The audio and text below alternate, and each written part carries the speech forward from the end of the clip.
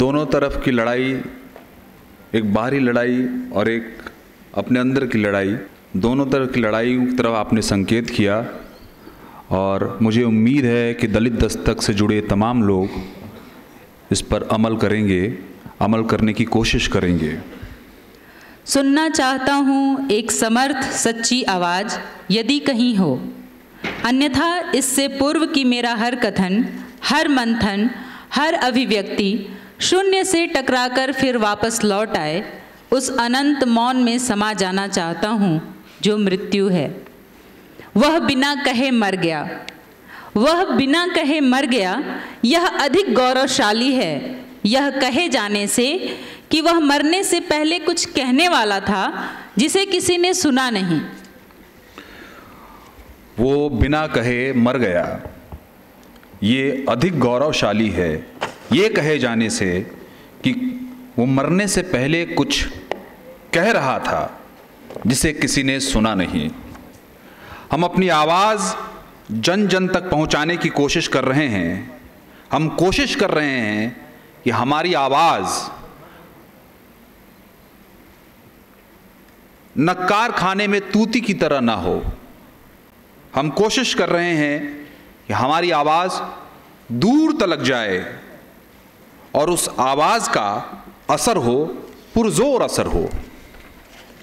इस असर को और अधिक ताकतवर बनाने के लिए हम आगे बढ़ते हैं उस विशेष कार्यक्रम के लिए जिसके लिए हम सब आज यहाँ इकट्ठा हुए हैं। अब वक्त आ गया है कि दलित दस्तक ने 5 साल के बाद एक नया कदम जो बढ़ाया है, यानी जो वेब चैनल शुरू होना है, उसको लॉन्च कर दिया जाए।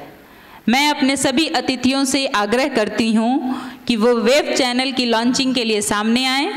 संपादक अशोक दास से भी आग्रह करती हूँ कि वो मंच पे आएँ। और कृपया रोशनी थोड़ी मध्यम कर दें ताकि वो स्क्रीन साफ साफ बाहर भी दिखाई पड़ सके। सभी अतिथियों से आग्रह है और अशोक दास जी से आग्रह है कि कृपया मंच पे आएं और वेब चैनल का विधिवत राहुल जी भी तैयार रहें।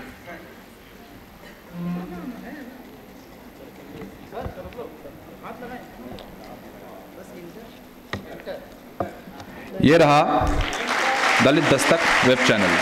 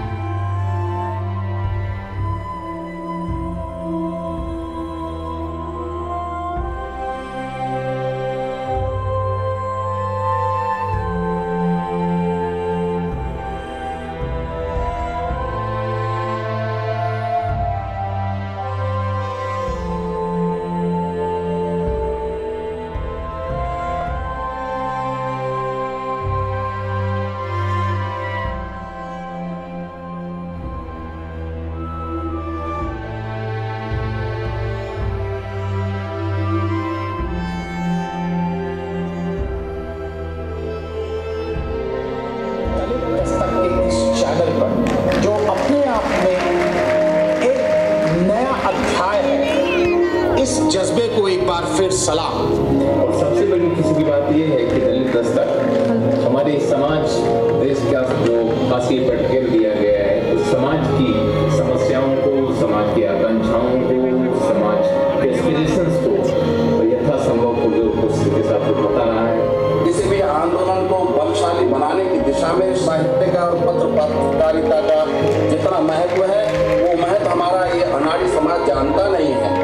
इस पत्रिका ने जिस मेच्योरिटी का प्रदर्शन किया है वो काबिल तारीफ है।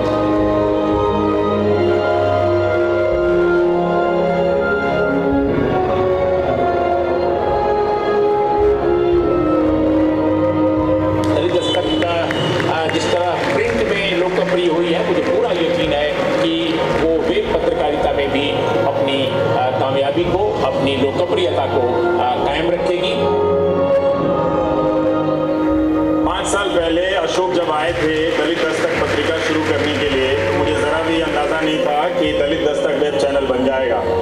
लेकिन अब मैं ये कल्पना करना चाहता हूँ कि एक दिन बहुजनों का अपना कोई बड़ा और व्यापक और सशक्त, मतलब बाजार में टिकने वाला चैनल भी होगा। अरे हम तो अब इस लड़ाई को लड़ने ही लगे हैं। बाबा साहब डॉक्टर अम्बेडकर भगवान बुद्ध की वो लड़ाई है जिसके लिए इस देश को अगर जिंदा रहना होगा, भारत को, तो बौद्ध में बनना ही होगा। जिस तरह से ब्लैक लोगों का एक टेलीविजन चैनल खड़ा होगा, ब्लैक इंटरटेनमेंट न्यूज चैनल, वैसे ही आज नहीं तो कल दलित दस्तक दलितों का पहला न्यूज चैनल बनकर उभरेगा।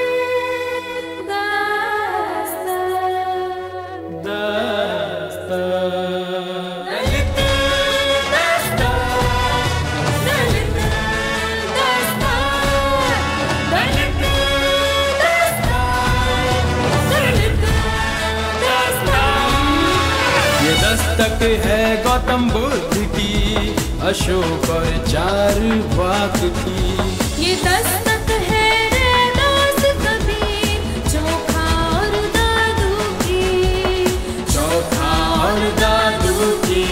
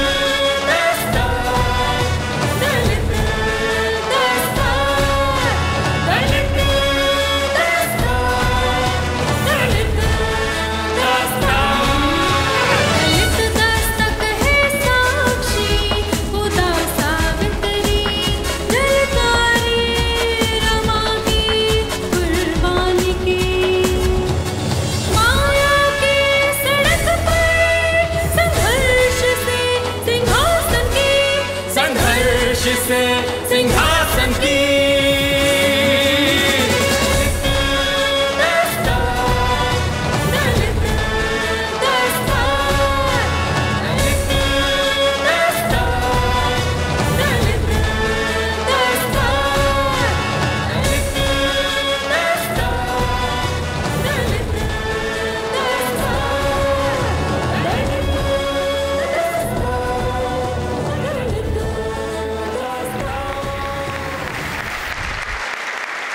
जोरदार तालियों से ये थे हेमंत बौद्ध और तरन्नुम बौद्ध। कुछ कहना चाहते हैं आप लोग? बिल्कुल बोलिए। आप सभी को मेरा क्रांतिकारी जय भीम। मैं और हेमंत बौद्ध जी आज दलित दस्तक को अपनी ओर से बहुत बहुत शुभकामनाएं देना चाहते हैं और हमें बहुत खुशी है कि आज दलित दस्तक को 5 वर्ष पूर्ण हो गए हैं और पूरी कार्यकारिणी और दलित दस्तक के समस्त कार्यकारिणी से हम यही अनुरोध करते हैं और ऐसी आशा करते हैं कि ये वेब पोर्टल लॉन्ग लाइफ तक चलेगा और कभी बंद नहीं होगा। इसके लिए हम दोनों मिलकर बहुत बहुत साधुवाद देते हैं, शुभकामनाएं देते हैं।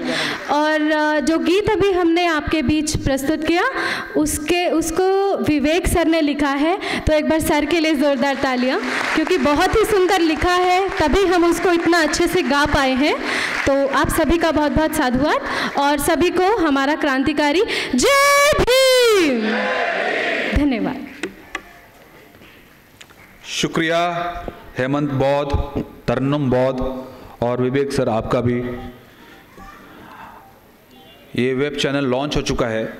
इस वेब चैनल को यहाँ तक लाने में कैमरामैन जगदीश गौतम और वीडियो एडिटर गजेंद्र जाटव, इनका काफ़ी योगदान है, इनकी काफ़ी मेहनत है, जिसके कारण वो कहाँ हैं सब लोग देखना चाहते हैं। अगर हैं तो कृपया मंच पे आ जाएं, जगदीश और गजेंद्र।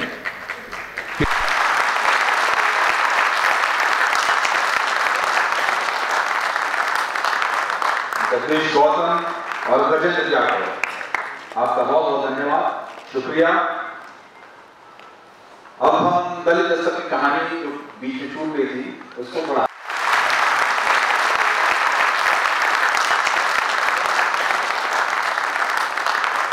जगदीश गौतम और गजेंद्र जाटव, आपका बहुत बहुत धन्यवाद, शुक्रिया। अब हम दलित दस्तक की कहानी। मैगजीन को पोस्टिंग के लिए भेजना एक चुनौती जैसा था। सारे मैगजीन का बंडल बनाना, उस पर टिकट चिपकाना और फिर उसे बाइक पर पोस्टिंग के लिए लेकर जाना एक मुश्किल काम था। और इसमें भी सबसे मुश्किल था मैगजीन को घर लेकर आना। अशोक 4थी मंजिल पर रहते थे और हर महीने 4 से 5 हज़ार मैगजीन अकेले ढोकर उन्हें रूम तक ले जाना पड़ता था, जहां पूरी रात मैगजीन को पोस्टिंग के लिए पैक करना होता था। ऐसा 3 सालों तक चला। एक वक्त ऐसा भी आया जब लगा कि मैगजीन को 2 महीने के लिए रोकना पड़ेगा। अशोक बीमार थे, उन्हें एक ऐसी शारीरिक बीमारी थी जिसमें बैठकर काम कर पाना काफ़ी कष्ट भरा था। डॉक्टर ने एक के बाद एक 4 ऑपरेशन करने को बोला। 2 महीने में ये 4 ऑपरेशन होने थे। बीमारी पकड़ में आने के पहले ही मैगजीन के 2 साल पूरा होने का वार्षिक कार्यक्रम तय हो चुका था और इस मौके पर एक स्मारिका भी प्रकाशित करनी थी। कार्यक्रम की तारीख घोषित हो चुकी थी और पाठक काफ़ी उत्साहित थे। मैगजीन, स्मारिका और कार्यक्रम की तैयारी, ये 3 काम सामने थे और अशोक काफ़ी बीमार थे। 2 रास्ते थे, या तो कार्यक्रम को टाल दिया जाए या फिर कैसे भी काम किया जाए। आनंद श्री कृष्ण सर ने कहा भी कि कार्यक्रम बाद में हो जाएगा, लेकिन तब तक अशोक संघर्षों के आदी हो चुके थे। इस समय 3 लोगों की मदद से सारा काम समय पे हो पाया। अशोक के बड़े भाई राजकुमार दिल्ली पहुंचे, आप भी आए हुए हैं आज यहाँ राजकुमार। उन्होंने मैगजीन की पोस्टिंग की सारी जिम्मेदारी संभाली। पूजा ने संपादन की जिम्मेदारी संभाली और पेजिनेटर प्रवीण ने भी एक मित्र की तरह घर आकर रात रात भर काम किया। लेकिन अभी एक और मुसीबत बाकी थी। अशोक जहां नौकरी कर रहे थे, उसे पता चल गया था कि वह अखबार के लिए कम और दलित दस्तक मैगजीन के लिए ज़्यादा काम कर रहे हैं। वहां से अचानक अशोक की बर्खास्तगी का फरमान आ गया। उनकी नौकरी चली गई। अशोक मुसीबत में थे। उनके सामने एक ही रास्ता था, नई नौकरी ढूंढना। लेकिन उसमें दिक्कत यह थी कि नई नौकरी करते हुए मैगजीन का काम करना मुश्किल हो जाता। उन्होंने मुश्किल झेल कर मैगजीन को निकालते रहने का रास्ता चुना। उनके निजी जीवन में आर्थिक दिक्कतें आईं, तो अपना जीवन चलाने के लिए उन्होंने टाइपिंग तक की और आज भी संपादन आदि का काम करके अपनी निजी ज़रूरतों को पूरा करते हैं। दलित दस्तक से उन्होंने इन 5 सालों में कभी सैलरी का पैसा नहीं निकाला।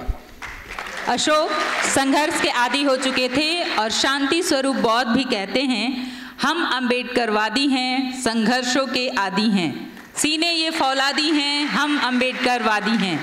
तो हम बुलाना चाहते हैं अम्बेडकरवादियों को संघर्ष की राह पर चलने की बात सिखाने वाले शांति स्वरूप बौद्ध जी को।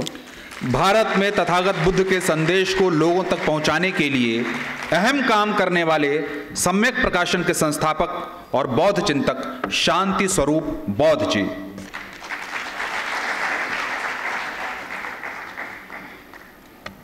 आज की इस जानदार और शानदार सभा को आरंभ करने से पहले मैं सबसे पहले करूंगा बुद्ध को नमन, बाबा साहब को नमन। इस देश के हाशिए के तमाम लोगों के लिए काम करने वाले सारे साधु संतों और क्रांतिकारियों को नमन। आज की इस ऐतिहासिक सभा के हमारे लाडले अध्यक्ष प्रोफेसर विवेक कुमार जी, हमारे मध्य पधारे पत्रकारिता जगत की जाज्वल्यमान हस्ताक्षर आदरणीय उर्मिलेश जी, और जिनको हम बौद्ध विद्वान कहें या अर्थशास्त्री कहें, क्या कहें मेरी समझ में नहीं आता, हम सबकी आशा के प्रदीप आदरणीय हम सबके आदर के जोग आनंद श्री कृष्ण जी। यहाँ नीचे तमाम लोग जो बैठे हैं वो ऐसा नहीं कि हम ही बहुत फन्ने खा हैं, नीचे जो बैठे हैं हमसे भी बहुत काबिल हैं, हमसे भी बहुत प्रतिष्ठित हैं। मैं उनका नाम इसलिए नहीं लेना चाहता क्योंकि पहले ही कार्यक्रम देर से शुरू हुआ है और मैं नाम लेने लगा तो कार्यक्रम खत्म होने की स्थिति में आ जाएगा। आज यहाँ जब मैं आपके सामने आया हूँ तो एक बड़े अचरज भरी स्थिति में आया हूँ। दलितमत.com आरंभ हुआ और 1.5 साल में ही दलित दस्तक पैदा हो गई। ये दलित दस्तक है क्या आफत है, 5 साल में इसने वेब चैनल को जन्म दे दिया।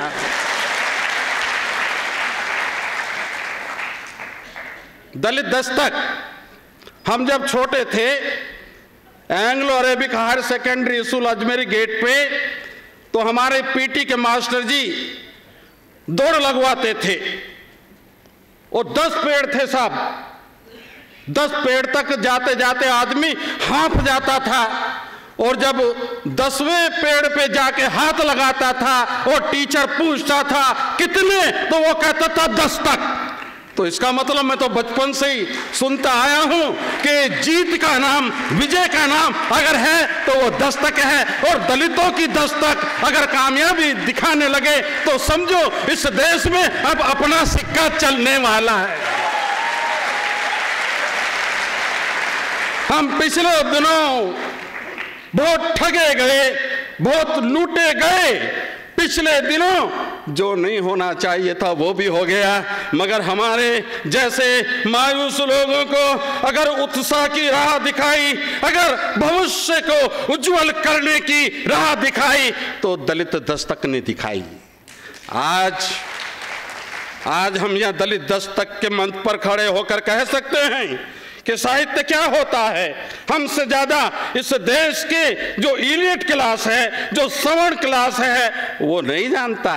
उन्होंने साहित्य के बारे में जो परिभाषाएं घड़ी वो हमारे काम की नहीं है। मैं जब 97 में इंग्लैंड गया था और वहाँ के साउथ हॉल के डॉक्टर अंबेडकर भवन सेंटर में गया था तो वहाँ कुछ दूसरे लोग भी भारतवर्ष से गए हुए थे। एक सज्जन बोले कि साहित्य समाज का दर्पण होता है। हमने कहा रुकिए, आप अपना नाम बताइए। कोई इलाहाबाद के कोई दुबे साहब थे। हमने कहा इतनी तो थोड़ा सा लिहाज करो कि आप इंग्लैंड में हैं, भारत में नहीं हैं। फिर बोला कि साहित्य समाज का दर्पण होता है। हमने कहा ये यहां मत बोलिए, ये साहित्य समाज का दर्पण आपके भारत में होता है, ये इंग्लैंड है। ये झूठ खाली भारतवर्ष में चल सकता है जिस देश के मीडिया की आंख दलित वर्ग को देखने के लिए बड़ी तत्पर रहती है और दलितों को कवर करने के नाम पे उस साहित्य की आंख फूट जाती है। तो साथियों, ये जो दलित दस्तक आया है, इसका जो कैमरा है और इसका जो लेंस है वो दलितों पर, आदिवासियों पर, पिछड़ों पर, किसानों पर, वंचितों पर, कहने का मतलब ये है हाशिए की जितने लोग हैं उनकी आवाज बन के आया है। और आज मैं कहते ना आजमाए को क्या आजमाना, जिसे एक बार आजमा लिया उसे क्या आजमाना। हमने क्या आजमाया? अरे दलितमत.com क्या बन गया? दलित दस्तक। और दलित दस्तक पत्रिका क्या बन गई आज आपके सामने? News portal. तो अब मैं कह सकता हूं आगे आने वाले समय में पूत के पांव पालने में दिख जाते हैं। इस भारतवर्ष के सबसे सशक्त चैनल का जन्म इसी मंच से होगा।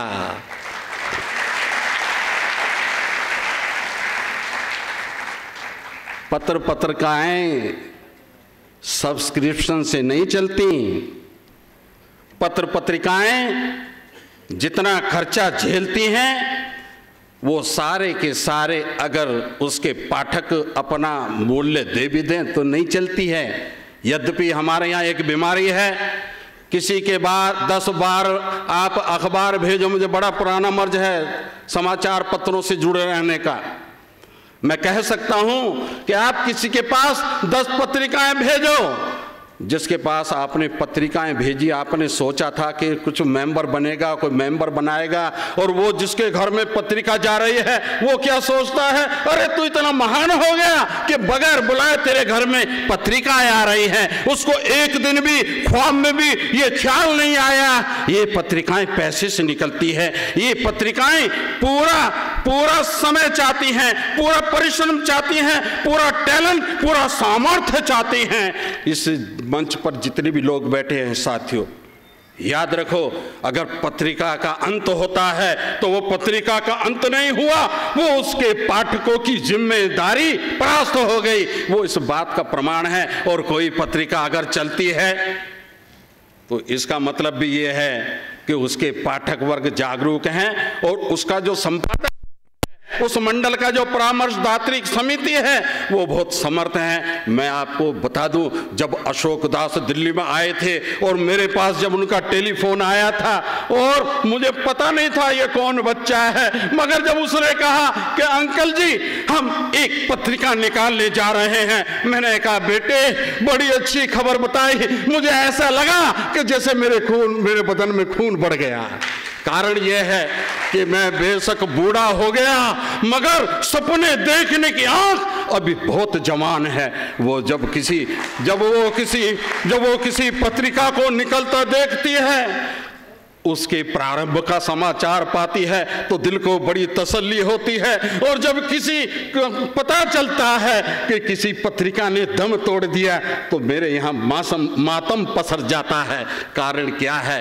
कारण यह है कि पत्रिकाएं जब निकलती हैं वो अपना आपा खो बैठती हैं। हमारे प्रसिद्ध विद्वान आनंद श्री कृष्ण जी ने ठीक ही कहा कि जब पत्रिका निकलती है तो बड़ा संभल के चलना पड़ता है, बड़ा सावधान रहना पड़ता है। आलोचनाओं से डगमगाना नहीं होता और प्रशंसाओं से फूल करके पागल नहीं होना होता। पत्रिकाएं हमने देखा है, मैं तो पत्रिकाओं की मंडी दिल्ली में रहता हूं, बहुत पत्रिकाओं की हत्या होते देखी है। 2 पत्रिकाएं चल रही हैं मेरी दृष्टि में। एक पत्रिका मैत्री टाइम्स है जो लाख त्याग करने के बाद भी आज जिंदा है धर्म के क्षेत्र में, उसकी एक पहचान है। और एक हमारे समाज के सर्वांगीण विचारों को समेटकर अपनी बात को मजबूती के साथ इस राज सत्ता के महल पर दस्तक देने के लिए अगर कोई पत्रिका आई है तो वो अकेली दलित दस्तक है। जैसे आनंद श्री कृष्ण जी ने कहा ना कि एक अकेले दलित दस्तक से बात नहीं बनेगी, बहुत सारी दलित दस्तक चाहिए। मैं सम्यक प्रकाशन चलाता हूं, मैं भी कहता हूं, बार बार कहता हूं, अकेले सम्यक प्रकाशन से बात नहीं बनेगी। कितने हजारों प्रकाशन चाहिए, मगर कैसे प्रकाशन चाहिए? जिम्मेदार प्रकाशन चाहिए, गंभीर प्रकाशन चाहिए। आज पत्रिकाएं समाज को भ्रमित करने का जो काम कर रही हैं उन्हीं की मौत होती है, बेसमय मौत होती है। और अगर ये दलित दस्तक ने कामयाबी के साथ 5 साल पूरे किए हैं तो इसका मतलब यह है कि ये बाबा साहेब डॉक्टर अम्बेडकर के आंदोलन के प्रति समर्पण भाव से लगी हुई है। ये पत्रिका बिकने के लिए पैदा नहीं हुई है, ये पत्रिका अपने विचार के साथ टिकने के लिए पैदा हुई है। और ये पत्रिका ये पत्रिका जब तक निकलती रहेगी, ये पत्रिका जब तक टिकी रहेगी, आपकी भावनाएं इस सत्ता के गलियारों में जाकर के जो रास्ता भूल गए, जो सत्ता के गलियारों में जाकर सोने की सिक्कों में अपना ईमान खो बैठे, उनको भी रास्ते पे लाने का काम साहित्य करेगा, पत्रिका करेगी, पत्रकार करेंगे। साथियों, अपने पाठकों को अभी हम अपने आंदोलन से जोड़ नहीं पाए। ये पत्रिका उत्तर भारत की सफलतम पत्रिका, 15,000 इसके अंक छपते हैं। ये बड़ा आश्चर्यजनक है, मगर मंजिल अभी दूर है। इंडिया टुडे को देखो, आउटलुक को देखो और उनकी संख्या, पाठकों की संख्या को देखो। बड़ा दुख होता है। लोग कहते हैं बिहार में सबसे ज्यादा हिंदी पत्र पत्रिकाओं के पाठक हैं, बिहार में सबसे ज्यादा हिंदी की पत्र पत्रिकाओं के पाठक बिहार में। मैं क्या कहता हूं, वो पाठक कौन है? वो पाठक अटल बिहारी वाजपेयी जी की संतान नहीं है, वो पाठक दलित और पिछड़े हैं। ये दलित और पिछड़ों के दिमाग में आपने अपनी प्राथमिकताएं डाली नहीं, जनता को हमने अपना आंदोलन समझाया नहीं। अब मंचों पर कूदते रहे और एक विशेष वर्ग बन गया श्रोताओं का, उसी को ओढ़ लो, उसी को बिछा लो। नए लोग हम जोड़ नहीं रहे। अभी हमने यूथ फॉर बुद्धिस्ट इंडिया ने पहला कदम रखा और लखनऊ के एडवोकेट सुरेश साहब मेरे सामने बैठे हैं, भारतीय बहुजन महासभा के वो उसके सर्वे सर्वा हैं। हमने कहा अपने समाज जो सो गया है, ऐन मौके पर आकर जो डगमगा जाता है, अगली परीक्षा से पहले आओ अपनी जनता को कुछ अपनी बातें समझाएं।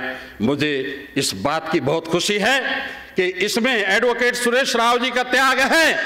यूथ फॉर बुद्धिस्ट इंडिया ने सही दिशा में कदम उठाया, ये भी गर्व का विषय है। विषय ये है कि अभी हमने 6 तारीख से आज के दिन तक 20 कैडर कैंप अपने उन मोहल्लों में लिए हैं जहां पर कभी हम गए नहीं। बुद्ध कहते हैं, मैं बार बार कहता हूं, बुद्ध ने कहा था, सारनाथ में कहा था, अपने प्रथम 5 शिष्यों को कहा था, धम्मचक्र प्रवर्तन सूत्र का उपदेश देते हुए कहा था, चरतो भिक्षुओ चारिकंग बहुजनिताय बहुजन सुखाय। अरे भिक्षुओ चलो, चारिकाएं करो, पहल कदमी करो और पैदल चल के कहां जाओ, जहां जाकर के लोगों का सुख और लोगों के कल्याण की बात कर सको। हम बुद्ध के इस संदेश को भूल गए और हमारे लोग दुश्मनों के सुंदर सुंदर चेहरे देख करके उनके चक्कर में फंस गए। मैं एक बात कहता हूं, एक उदाहरण कहता हूं, जिम्मेदार पत्रिका के मंच पे खड़ा हूं। मैं आपको कहता हूं, एक बच्चा है, उसकी माँ की साड़ी फटी हुई है, ब्लाउज फटा हुआ है, बाल में तेल डाले महीनों हो गए, उसकी आंख में भी ढीड है, दांत उसके बाहर निकले हैं, काले रंग की है, चेचक के दाग हैं। उसकी गोद में एक बच्चा है जिसे वो रोज दूध पिलाती है।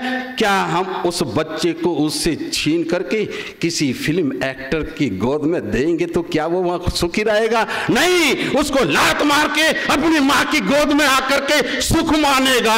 मेरे समाज के नेताओं को इस छोटे से मासूम बच्चे जितनी भी अकल नहीं है, ऐसे चौरे के सिक्कों पर अपनी चाल निर्धारित करने वालों, इस समाज की तालियों की ताल पर तुम राज मुकुट पहनने वालों, याद रखो, बाबा साहब ने कहा था, रिपब्लिकन पार्टी से जब लोग जा रहे थे उनको कहा था, तुम अपनी झोपड़ी को छोड़ के जाना मगर इसे बरकरार रखना। जब तुम्हें वहां पर तुम्हारी पीठ पर लात पड़ेगी तो तुम्हें इसी झोपड़ी में शरण मिलेगी, इसको आग लगा के मत जाना।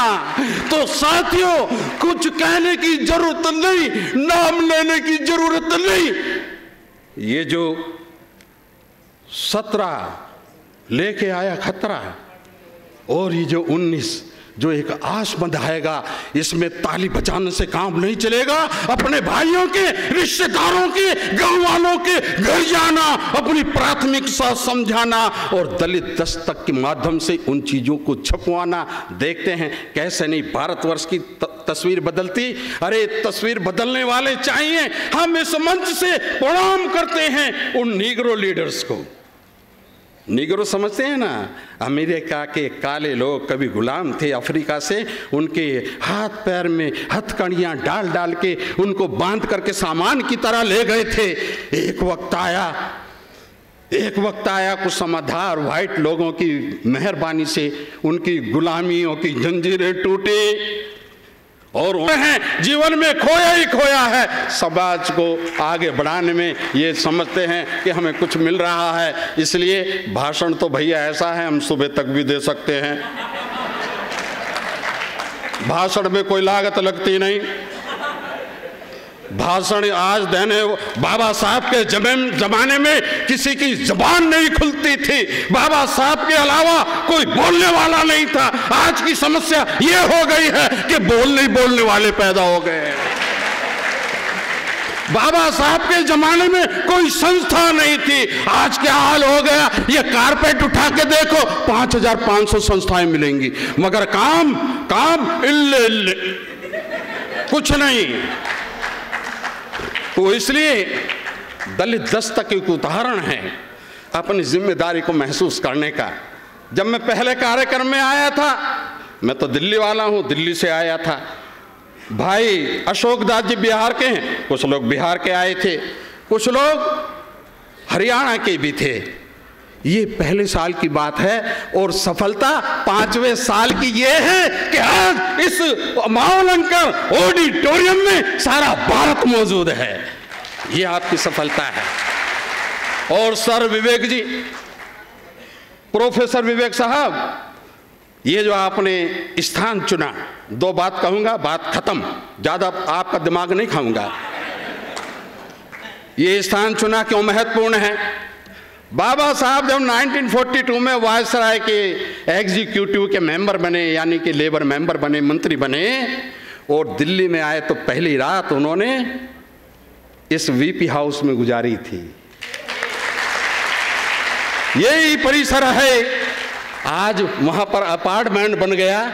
बाबा साहब के जमाने में हटमेंट होता था, 3 दिन रहे थे एंड ही गॉट अनकंफर्टेबल। उन्होंने कहा, क्योंकि वो तो मंत्रालय उन्हीं का था ना, मकान लेने का और देने का, उनको यहाँ से फिर वेस्टर्न कोर्ट जनपद पर ले जाया गया और वो कहानी लंबी है। ये बड़ा महत्वपूर्ण स्थान है। बाबा साहेब डॉक्टर अम्बेडकर का एक आंदोलन जो हम दलित दस्तक की मदद से आगे पहुंचाएंगे, वो क्या है? एक बहुत खराब मुल्क से एक बहुत अच्छी खबर आई, पाकिस्तान से आई। वो क्या आई कि दलीप कुमार का बंगला, मैंने भाई अशोक जी को उस बारे में बताया, दलीप कुमार का बंगला जर्जर हो गया, टूटे बगैर उसका चारा नहीं था, उसको तोड़ना पड़ा। मगर उस खराब सरकार ने एक अच्छी घोषणा ये की कि दूसरा मकान बिल्कुल एग्जैक्ट हम उसको बनाएंगे, एग्जैक्ट रिपल्का, यानी कि उसकी मकान की ट्रू कॉपी बनाएंगे। ये एक अच्छी खबर आई। अच्छी खबर किस लिए है? अच्छी खबर इसलिए है कि ये जो तिलक मार्ग है, तिलक मार्ग के कोने पर इंडिया गेट के बिल्कुल सामने एक कोने पर पटियाला हाउस है और इधर एक कोठी टूटी पड़ी है। और वो जो कोठी टूटी पड़ी है, वो कोठी वो है जिस कोठी में रह के मेरे बाबा साहब ने संविधान लिखा था। अब समझ लो, 26 अलीपुर रोड तो आपको मिल गया और शीला दीक्षित ने लिख के दिया था कि अभी 26 अलीपुर रोड में थोड़ी दिक्कत है आपको, ये 27 अलीपुर ले लो। और हमारे सामने उसने ये भी कहा था कि अगर ये मिल भी गया तो 27 नंबर आपकी है।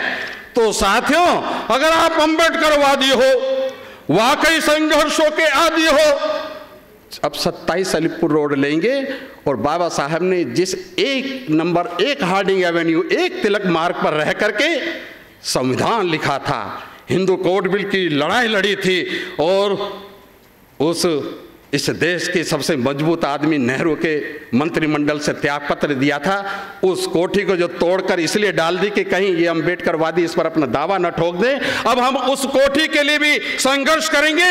ये दलित दस्तक के मंच से ये बात कही जा सकती है। अगर आपको ये बात अच्छी लगे तो मुझे पता कैसे चलेगा?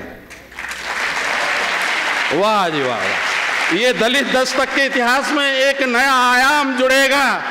और जाते जाते जो मेरी आदत है, मैं 5 लोग भी होते हैं तो मैं ये जरूर बुलवाता हूँ, मेरे साथ बोलेंगे। सब जानते हैं हम अम्बेडकरवादी हैं। भैया कोई संघर्ष भी कर रहा होगा तो घर में घुस जाएगा, जोर से बोलो। हम अम्बेडकरवादी हैं, हम अम्बेडकरवादी हैं, हम अम्बेडकरवादी हैं। सीने ये फौलादी हैं, सीने ये फौलादी हैं, सीने ये फौलादी हैं। जरा दलित दस्तक के लिए भी देखते कैसी ताली बजाते हो।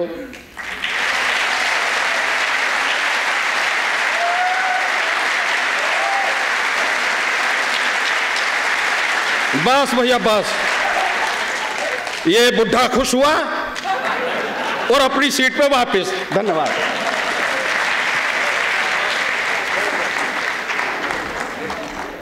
शुक्रिया।